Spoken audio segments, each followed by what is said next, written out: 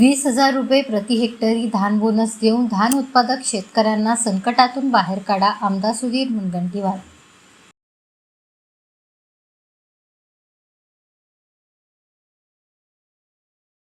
आमदार सुधीर मुनगंटीवार यांनी धान उत्पादक शेतकऱ्यांना प्रति हेक्टर 20,000 रुपये बोनस देण्याची आग्रही मागणी सरकारकडे केली आहे. धान उत्पादक शेतकऱ्यांना त्यांचा हक्क मिळावा, त्यांचे आर्थिक नुकसान होऊ नये यासाठी महत्त्वाचे निर्णय घेण्याच्या दृष्टीने राज्याचे अन्न व नागरी पुरवठा ग्राहक संरक्षण मंत्री छगन भुजबळ यांच्यासोबत अत्यंत महत्त्वाची बैठक घेण्यात आली.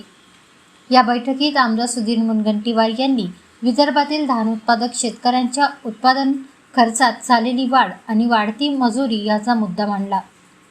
धान उत्पादक शेतकऱ्यांना संकटातून बाहेर काढण्यासाठी प्रति हेक्टर 20,000 रुपये धानाचा बोनस देण्याची आग्रही मागणी त्यांनी बैठकीत केली. त्याचबरोबर 2025-2026च्या पणन हंगामात धान खरेदीचे उद्दिष्ट वाढवण्याची मागणी त्यांनी केली. अनेक केंद्रावर जवळपास 2 ते 3 लाख क्विंटल धान ऑनलाईन एंट्री अभावी उघड्यावर पडून असल्याचे शेतकऱ्यांचे मोठे आर्थिक नुकसान होण्याची शक्यता आहे.